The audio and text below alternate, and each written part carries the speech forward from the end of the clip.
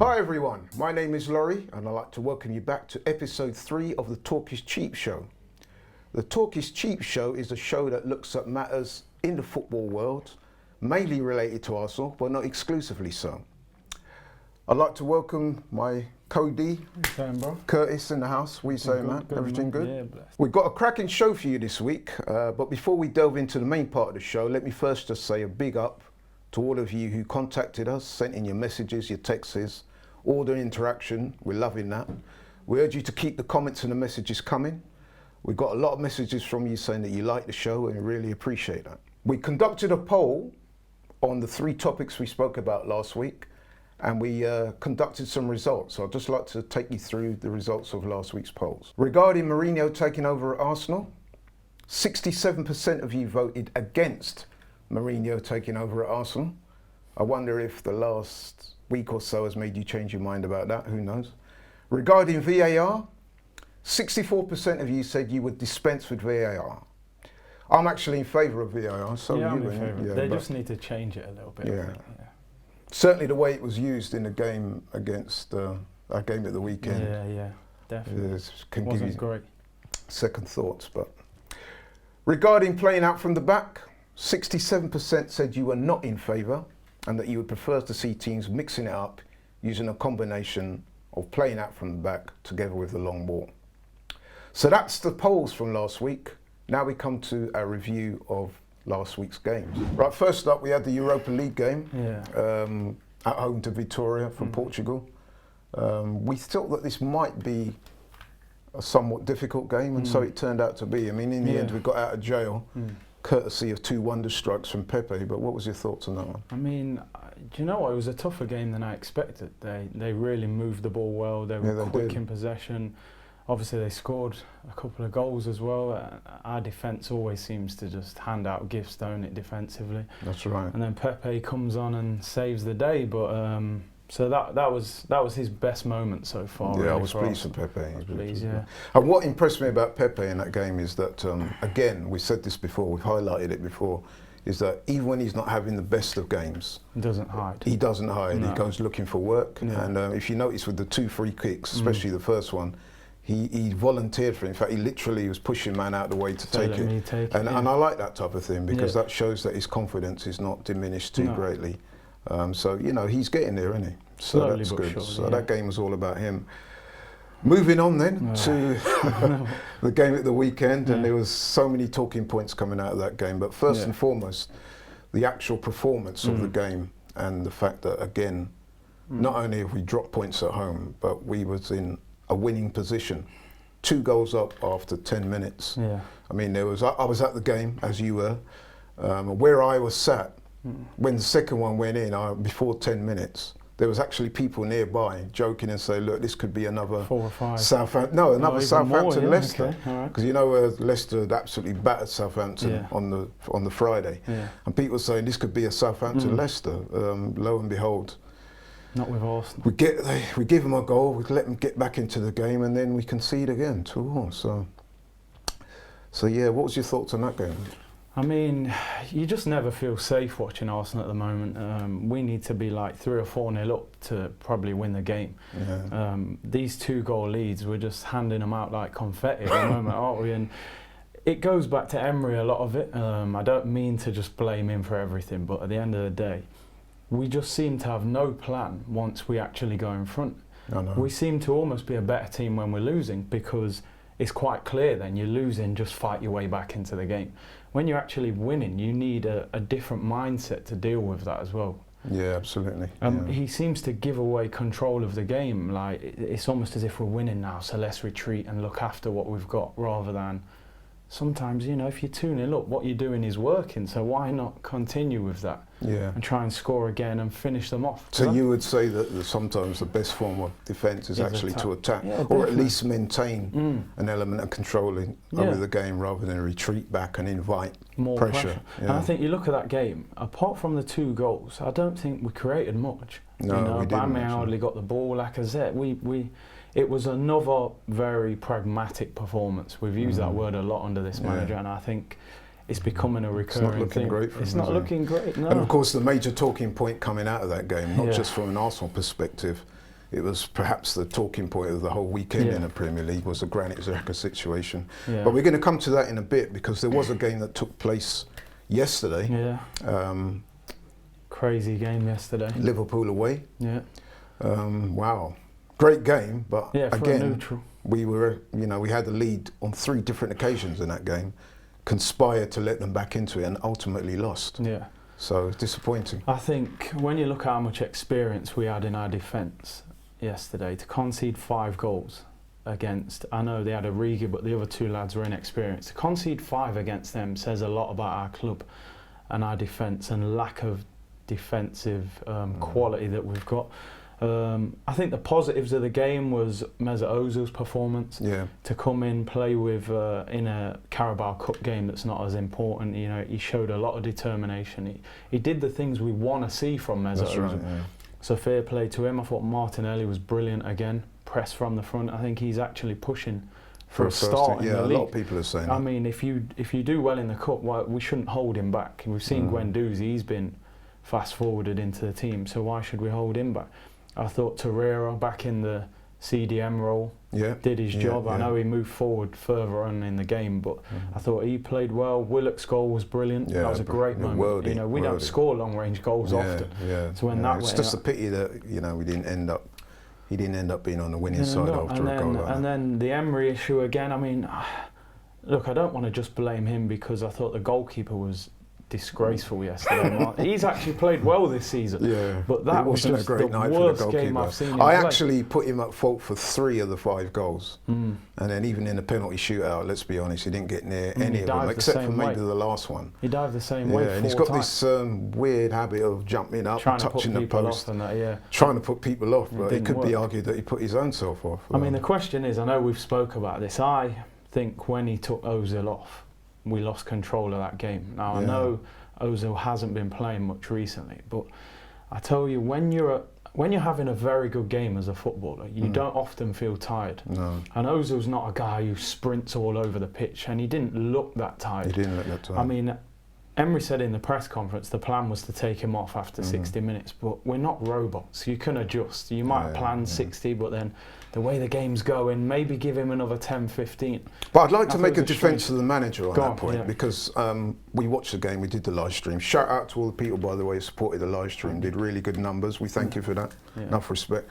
But yeah, to go back to the point I was going to make, I'm not going to throw the manager under the bus like some people have done for that performance, and I'll tell you why. Because yes, you're right, Ozil was outstanding yesterday, and hey, I've been a detractor of Ozil, so I'm going to be the first one to big him up and say, yeah, shout out to Ozil on a really good performance. 100. But come on, man, I mean, he hadn't played in weeks and weeks. It was his first competitive game for a long, long while. He's come on, he's done his job. The manager's taking him off after, I think it was 65 minutes. And I honestly believe that he's going to have him involved, whether from the start. He will certainly have a part to play on Saturday against Wolves. Big game. I think I could see what the manager was trying to do. I'm not going to throw him under the bus for that. I think that I would probably have done a similar thing. We were winning when he came off. People have said, you know, we lost our shape after and so forth. I'm not so sure about that. I just felt like it was a little bit too early. A tad premature, but I can see why he did it. Yeah. And I'm not going to attribute him coming off as to the reason why we lost the game. I just think the game changed when he did come off. But as you say, Emery can't do anything about the defending and the goalkeeper. That's down to them. There are certain things, unforced errors, that you cannot attribute to the manager. Right, so our first topic of the week is the topic that everyone is talking about, not just Arsenal fans, but fans over the entire country, probably the world of football was watching in this week. And well, where do we start, man? I mean, listen, I've got some strong views on this, but I'll let you go straight in. I mean, look, what happened was very embarrassing for the football club, because no matter what, as a football fan and a supporter, you should support your team.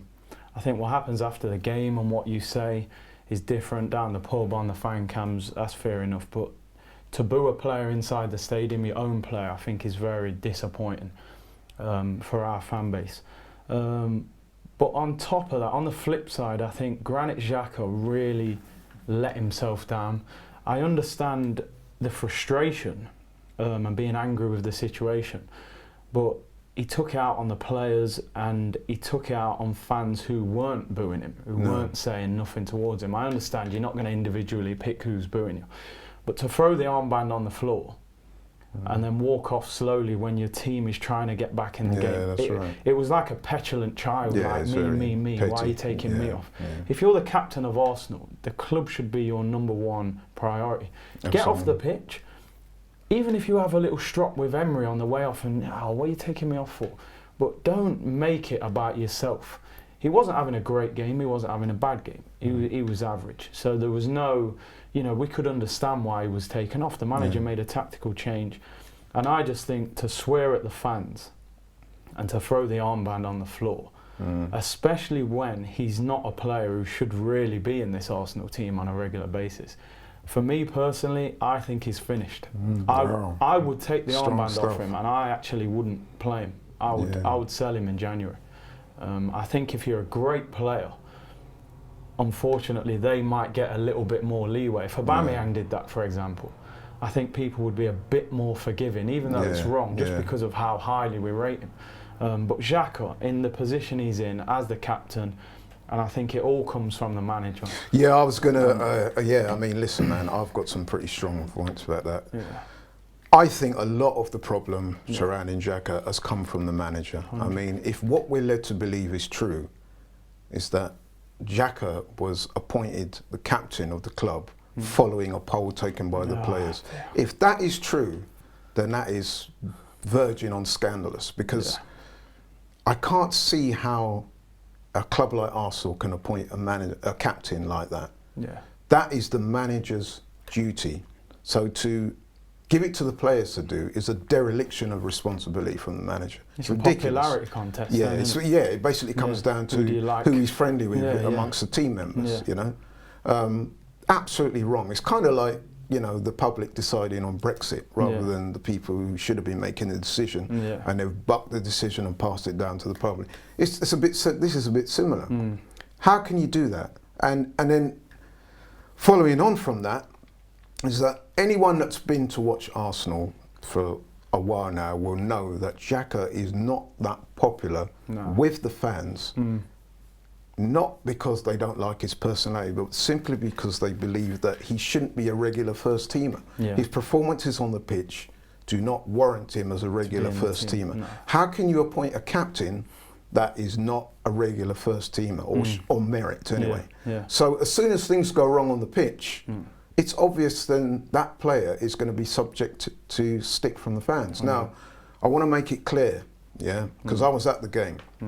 I don't agree with booing of our players. No, absolutely wrong. Okay, I was there back in, I think it was 2008 December when Aboué got booed and he came off in tears, and that really upset me. That did. So I would never do that to any player, even if I had a personal grudge or dislike against it. I just wouldn't do that. No. So I don't condone the booing, but if we look at it analytically, when his number come up, and let's face it, it was a tactical substitution. It wasn't a personal decision. It was a tactical substitution. He was basically taking off a defensive player to bring in a more attacking player. And something that, the manager's been criticised for not doing in the past. Now he's done it. So his number comes up. He's due to come off. Again, like you said, he's making it about himself. He's walking off slowly. Like you said, if he's got the club at heart and you're captain, you sprint off that pitch. Now, when his number come up initially, there were ironic cheers regarding him coming off. He then at the start reacted, and because he never came off the pitch quick enough, those ironic cheers then turned to boos. And then we saw how he reacted. And that was what he did, was petty, petulant. Like you said, he made it all about himself. Okay. That being said, the game didn't turn out well, so there was already a lot of ill feeling in the air. You would have thought that in the hours following the game, Xhaka, let's face it, I'm sure he's a very bright, intelligent man, experienced footballer, captain of Switzerland. He must have known the fallout that would have come from this game. Yeah, he would have seen it. Yeah. In the So media. all he needed to do was to make an apology. He could have issued one of those bland, that to someone's say, wrote for him. in the heat of the moment, I reacted unfavourably. I'd like to say I'm sorry. I hope I got the support of the fans for the next game. People would have pretty much washed it under the carpet. The fact that he didn't apologise says a lot to me. I mean, the thing is, he obviously feels like he's not in the wrong. He feels he's been wrong. He just thinks the fans have done me wrong. Yeah. I've reacted to the way they've treated me, and I'm not going to apologise. And I must also say I was very disappointed in the way Unai Emery handled that situation. I mean, it just shows a complete lack of leadership from the top Complete down, lack. doesn't it? You know, either, as you've said before, either defend him or say in that he's situation, wrong. I mean, I've seen this with John Terry in the past at Chelsea when he's had his problems, especially regarding the Anton Ferdinand thing. The manager in a situation like that has two choices. You either back him or sack him. You either come out and back the player, or you say, look, you know what, he's wrong. I've had a chat with him. We're going to take the captaincy off him for a while and allow him to concentrate on his football. Just something like that would have done. Yeah. Unai Emery's done nothing apart from say he was wrong. Well, if he's wrong, what are you going to do about it? He's playing the middle ground again, like, well, I kind of want to take the armband off him, but the players won't like it, so I'll just... And this is for me why this manager is not the right manager to take us it's forward. been handled deplorably, and It's everybody really can bad. see that. It's really bad. And it's really disappointing. It just makes the club look like a bit of a laughing stock, to be honest. Yeah. And then I just want to touch on some of the other stuff that's gone on with Xhaka. Supposedly or allegedly, we're hearing stuff like he'd taken his Instagram picture down of his Arsenal shirt and put Switzerland one up. He's talking about counselling and because he's so devastated. Listen, man, I'm having trouble with that. I'm not having that, to be honest. Listen, man, we've seen over the years other players get booed at Arsenal, okay, and other players from other clubs. He's saying he's devastated and this and that. Listen, come on, man, that's an insult to... look at some of the stick that black players have had to put up with over the years. I think the thing and you're going to turn around and tell us that you're too devastated to talk or to... Come on, bro.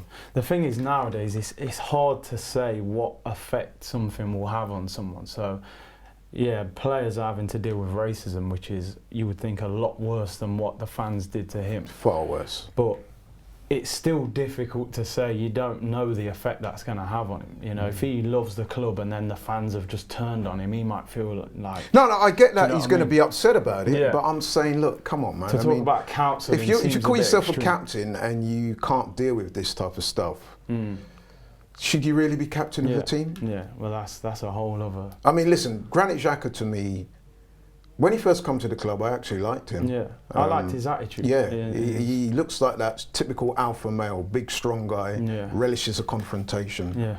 But he's also got another side to his game where he makes a lot of errors. And I think what it is with him, he's a physically strong individual, but mentally he's not so strong. And I think that's been played out this week. And we wait and see what happens. Yeah, be interesting. Yeah, so... Guys, tell us what you think. Personally, I think that Xhaka should be stripped of the captaincy. I'm not saying he's done completely at Arsenal, but certainly the captaincy should have been taken off him days ago. And he should be dropped from the team. He should be able to force his way back in on merit. That's what I think. What do you think? Yeah, you think he's done? I wouldn't play him again. I'd take the armband off and I'd sell him in January.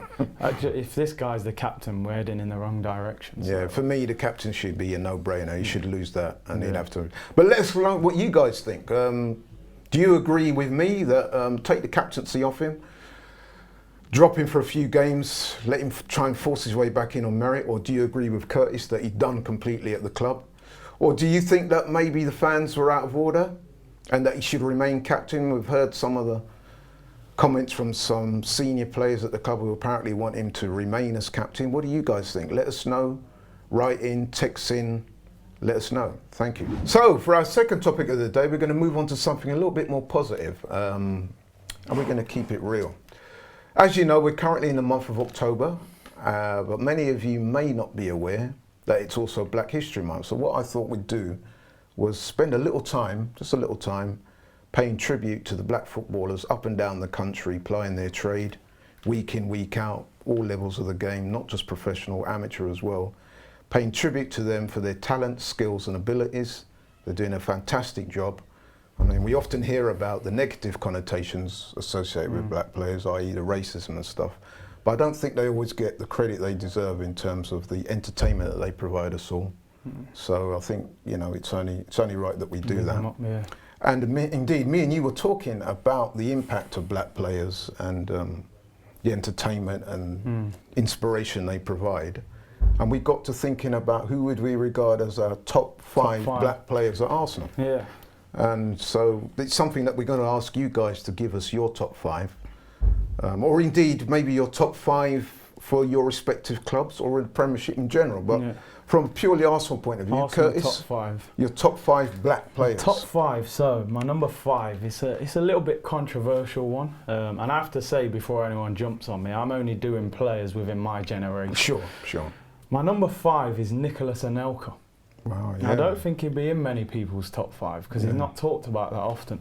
But as a young striker growing up, when he came in the Arsenal team, he wowed me. Yeah. He was probably the fastest player I'd seen play when I first saw him live, and such a great finisher in front of goal. Great athlete. I was gutted when we sold him. He left quite early. He went Real Madrid for big money. That's right. He actually kind of pushed Ian Wright out of the team at that time as well. But he was a character. He had a little arrogance about him, and as a young striker growing up, I really loved watching this guy play. Anyone who hasn't really seen him, go on YouTube and have a look at this guy's goals, because he was a serious striker. So yeah, number five is Nicolas Anelka. Number four, Sol Campbell, the leader. I feel like after Tony Adams went, we were searching for that leader, especially in defence. To get him off Tottenham as well made it even sweeter. You know, he won the double, he scored in the Champions League final. He was brilliant. To get him on a free transfer, and even the press conference, you know, when they announced the press conference and Wenger walks in with a smug look and Campbell's behind him. I mean, I remember that was epic. So yeah, Sol Campbell number four. The top three, I think, would be most people's top three, but it was just the order. Me being a striker, I kind of leaned towards the striker. So number three was Vieira. I think he was the ultimate captain of Arsenal. The one player that we just haven't been able to replace since he's left. You couldn't have seen him doing what Xhaka did, could you? No, not at all. But he was a leader, he was a great player, big character, inspired the dressing room. As we were saying, he was the reflection of what Wenger wanted on the pitch, unlike other players. But again, I was disappointed when he left. I felt he left a bit early, and another thing is, it disappoints me these guys do not work for the club. That's a whole other subject. That's a whole other subject. But black managers, we're going to touch on that in future. In future, yeah. We're coming, man. We're coming. We got Vieira at three. Number two, the top two was hard to separate. I think it's most people's top two, but I've gone with Wright at two. I think he's almost like Mr. Arsenal. To me, growing up, he was the player that made me want to support Arsenal as a striker. There was a lot of strikers I liked, but Wright, he had personality, he had swagger, he celebrated in front of the away fans. He scored great goals. He embarrassed goalkeepers. When they talk about, sometimes the word legend is often overused. But when it's applied to Ian Wright, it's probably underused. I wonder actually why he hasn't got a statue. Honestly. Hey, maybe that's a topic for another show. That's another one. Because Wright, for me, he was my hero growing up. And I have to say as well, Ian Wright is one of the nicest guys I've ever met. He's brilliant. Brilliant guy. Always got time for the fans. Number one, it's the King. It's the King, the great man. That, for me, the best player that's ever played in the Premier League. The best player I've seen play for Arsenal. I always remember one game, we played Man United at the Emirates and we won 2-1. And I remember I travelled all the way down and I'd spent loads of money on the ticket. And for 89 minutes, he did nothing. Rooney put them 1-0 up, Van Persie equalised for us. And I'm thinking, Henry, you haven't done nothing for 89 minutes, man. And Aboué crossed the ball in, heads it top corner, celebrates in front of the fans. I was going crazy. And then the next day in the paper, they were like, Henry, man of the match. And I was thinking, he hadn't done nothing all game. And then Wenger said, he's a player. Even if he's had a quiet 89 minutes, you can't switch off for 1 second. And that's what separates him from anyone. And I just think he's the best player I've ever seen play for Arsenal. The King, and he's the best. I like that list, man. That's a good list. So give us your list. For my top five, I first want to say that it was so difficult do a top 5. But in the end, I came out. So apologies to all the players that I've missed out. Yeah. You know, so No it's a very disrespect. purely subjective Yeah, thing. yeah, it's who you like. But top 5, I'm going to go through very quickly. Number 5, I've got Kanu, because he's a player. I mean, I first must say that with this list, it's not always about who's the best player, it's who's my favourite. Yeah, so yeah. Kanu came to the club from Ajax, and I remember myself and my brother, we were at Schiphol Airport in Amsterdam. We was away doing something, and we saw a couple of Kanu shirts in a shop at the airport in Ajax. Yeah. And we got talking. There was rumours he was going to come to the club. We got talking to a couple of guys in the shop, and they were saying, "Oh, this guy, man, he's mercurial, he's brilliant." Yeah.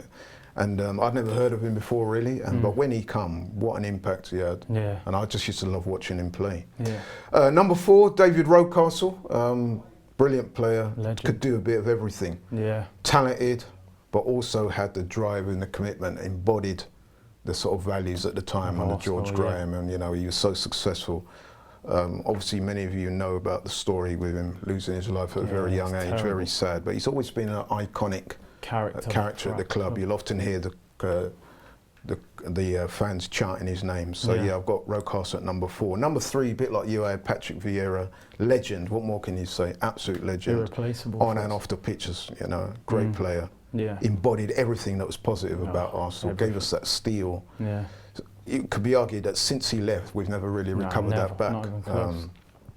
Number 4, I mean, listen, the top 2, sorry.